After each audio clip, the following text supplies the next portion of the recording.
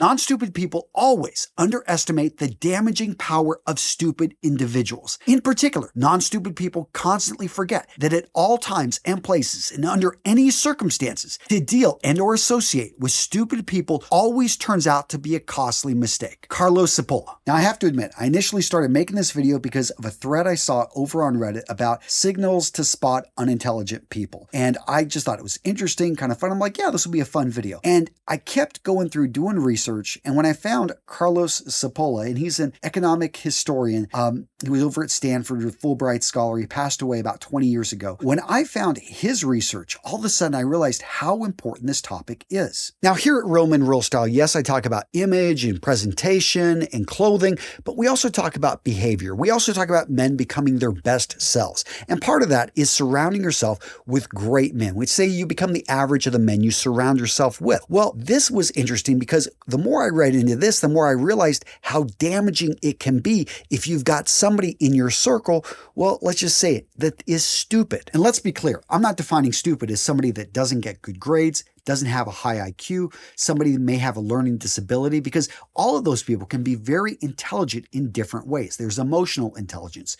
I mean, you could say that somebody that's really good at basketball or hockey has, a sports intelligence that's well beyond mine. My daughters are great ice skaters, and when it comes to their intelligence, their body's ability, there they kick my butt. And it's like, can you judge a fish on its ability to judge a tree? I get that. But the way Carlo defined it, I thought was really interesting. He defined stupid as somebody that was damaging, somebody that would hurt all the individuals around them. And they got no benefit from having that person. And that person had no benefit of being around those people. This was just somebody that was damaging in almost all respects. And I'm not going to go too deep on this subject. If you want more, go read his book. I will actually link to it down in the description of today's video. But he described people as 5 types. You've got intelligent people. You've got helpless people. You have bandits. You have ineffectual people who are kind of like right there in the center. And then you have stupid people. And again, per this definition, stupid people create losses not only in of themselves, but losses in others. So let's start this off with a big one. And whenever this one happens, if I'm talking with someone and I spot this, I try to get away very quickly because I realize I'm probably speaking to a moron. And that is, they cannot distinguish facts from opinion.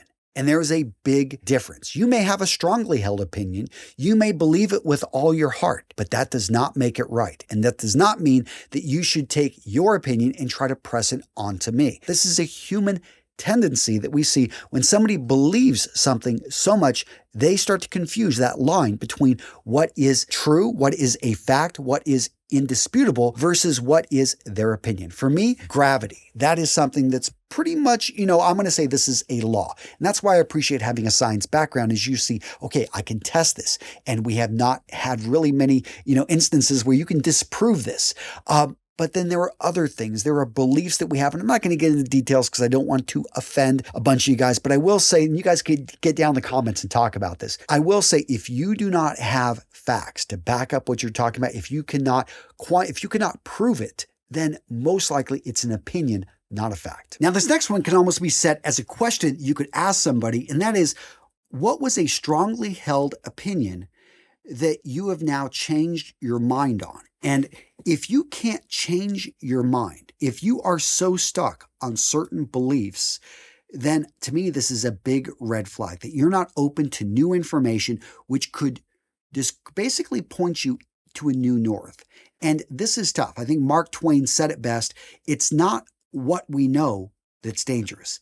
It's what we think we know that just ain't so that gets us. And I've seen this happen to so many people that they firmly believe, they think that they've got their base down. And whenever this is dislodged, whenever it's broken up, this person oftentimes can be rudderless in a storm and they can really have a crisis in their life.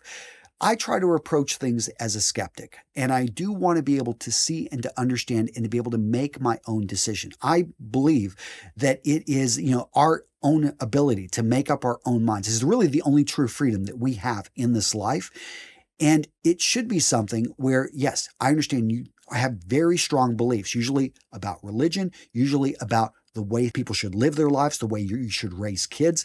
I know my wife and I, this is probably where we had our biggest disagreements on how to raise the children, but we were able to talk this out. I changed. I was a person that believed in spanking, to give you an example.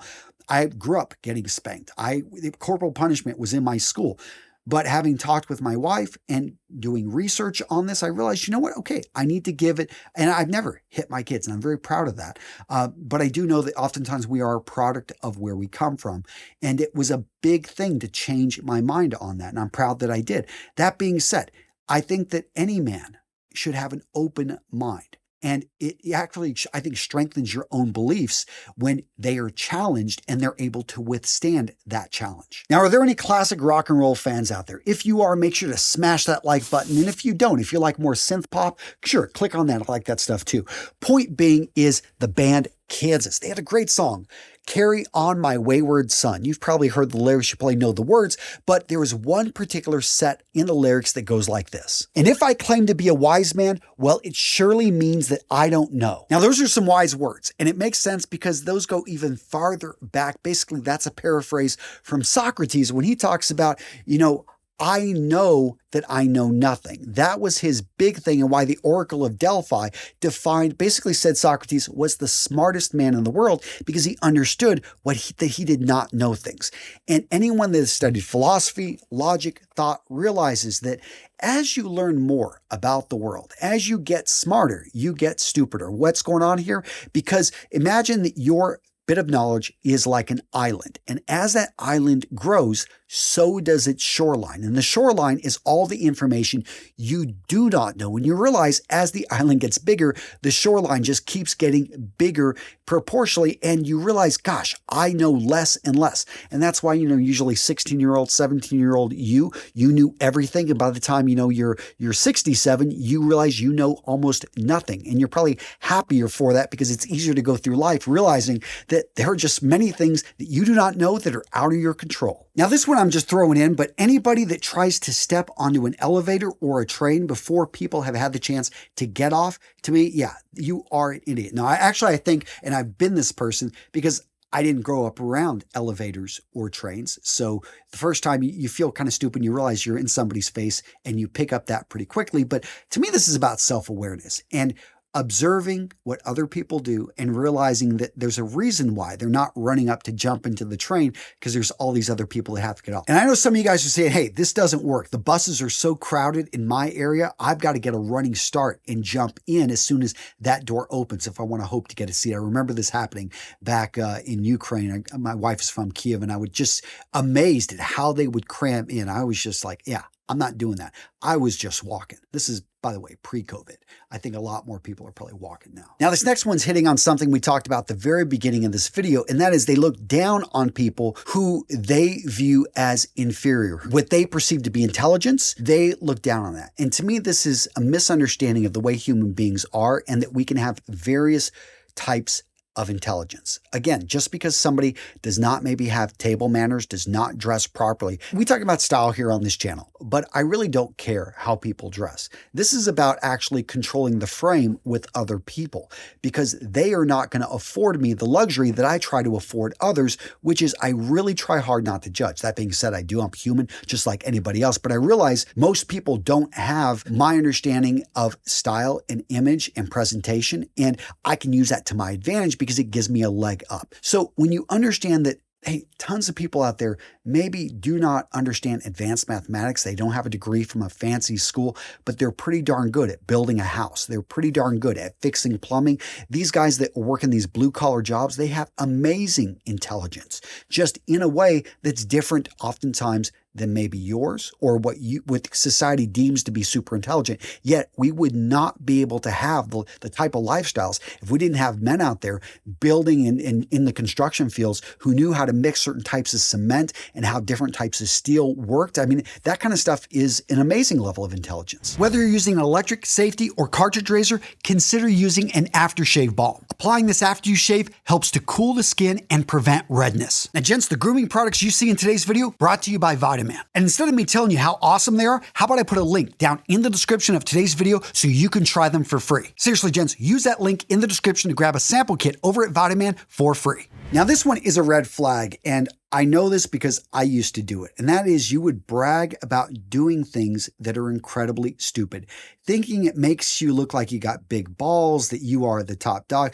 I mean, I loved motorcycles, and I'd brag about, oh yeah, I took that thing 180 miles an hour. Have you seen what happens to somebody if they have a wreck, and oftentimes not even their own fault? They just simply, they lose control. Something's on the road that they didn't spot. Yeah, if you lose control at 180 miles an hour, type in Turkish motorcycle accident. I'm sorry, some of you guys, this is not the best stuff to go check out, but I'm saying it because I care about cyclists. I was a rider, but I stopped riding when I realized I was just being stupid. I had too much to lose. I've got 5 kids, and even wearing a helmet and all the gear, yeah, you are just not going to survive that.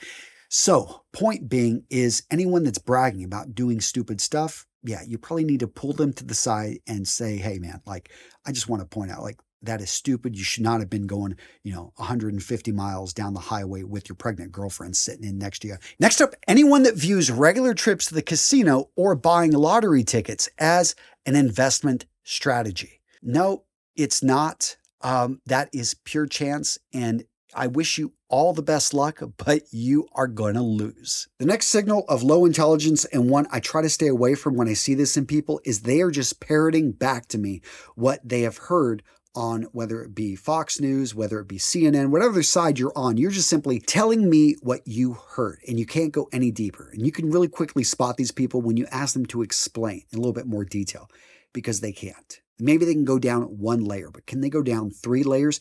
They haven't really thought through the points that they're going into. They heard something, it sounds good, and they're just repeating it back. Again, a bird can do this. Does this mean you're an intelligent human being? Probably not. And if you are easily this swayed, if you're easily this convinced, I have to worry, like, if I have you in my circle, what kind of damage could you do to me and to my friends? Next up, trying to use an anecdote as proof. And this is a simple story. This is something that's maybe happened to them, and they use this example as if this proves their point. Now, one thing that I encourage anyone to take is statistics. Go read a book on statistics. You understand that usually you need a large enough sample size to be able to, and you never truly prove anything. We have a good indicator that this is the right way to go. You can only prove something is false. You can never truly prove something is true. And that's what's interesting about, stats and numbers, and you need a lot of data points, usually about 1,000 data points for it to be statistically significant. One story, one example, one thing that happened to you years ago that you have latched onto, and you have, that anecdote does not prove your point. And anyone that tries to do this and really is smug and is like, yeah, and now you got to believe me, probably, just doesn't understand how things work. Next up, mouth breathers. Watch out for those people. Now, I saw this as a comment on Reddit. I just thought it was hilarious. But seriously, you do not want to, in general, just breathe through your mouth. And the reason being is it can actually long-term affect the shape of your face and make a man look weaker. It basically recesses the chin. Not a great thing. But I will say as well, it's just also you don't get as clean an air. You need to use your nose. It actually filters the air, but that one was just funny. I just had to include it. Next up, anyone that thinks that they can win an argument by just being louder than the other person. Just because you can out-scream, because you can talk at a louder voice, because you can overpower, because they are nice and they do not want to interrupt you, and you can keep talking for 10 to 15 minutes. This does not mean that you are smart or if you have won the argument. You've also got that other type of guy that always has to have the last word. You have refuted his points and he just comes back with a quick little bit of what he perceives to be his wit. He maybe tries to find one hole in your argument, but he can't really deal with the other 99%. Understand that, yes, and again, this whole video is about you realizing that stupid is as stupid does, as Forrest Gump said. You can't do anything about some of these people. You just need to step out and you need to get them out of your circle. You need to be careful of how much damage a stupid person can do to what it is you want to achieve in life. In fact, getting back to Carlo's book about the basic laws of human stupidity, his 4th law clearly states that non-stupid people always underestimate the damaging power of stupid individuals. And his 5th law is that stupid people are the most dangerous type of people out there. Now, do I 100% agree with Sepola's laws here? No, not exactly, but I really liked it because it was a unique approach, and it really did talk about how, again, when you allow dangerously stupid people into your circle, into your life, they can be very damaging. And it is something you want to watch out for. You want to make sure as well that you're not giving off these signs, because people are making choices, and you want to make sure that you are aware of these biases, of these human tendencies, and that you are working to combat them and do what you can. Unless, I guess, you're just one of those guys that, yeah, just doesn't care. The next red flag is somebody that can't learn from their own mistakes. So you've probably heard the saying, a smart person learns from their mistakes. A wise person learns from the mistakes of others, and a stupid person learns from nothing. Now, this one's tough because I think that all of us have weaknesses. Many of us have weaknesses with relationships. We keep wanting to take back the same person again and again, and we know they're going to cheat on us. We know that they are going to do us wrong, but we just can't. We just feel we have to take them back. Guys, take solace in knowing that you're not alone. There are many people that have, throughout history, very smart people in certain respects. And that's what's interesting about this, is that I think that there are some people that just are not, they're just not intelligent in certain areas of their lives. But yeah, you want to try to learn from the mistakes. One quote that really helps me is, when somebody shows you who they are, believe them. Because oftentimes we just want to believe that this person is going to change, that they are going to be good. If they've shown you multiple times that they are not that good person, that they will do this, then believe them. Take their word, take their actions for what it is. So, what video to watch next? How about at a bare minimum? Every guy needs to know this bit of information. I've got certain skills, certain things that I think every guy needs to know. What are they? Find out, gents, in this video. Boom, right here. Click on it. You'll magically go over. It's a good one. Enjoy.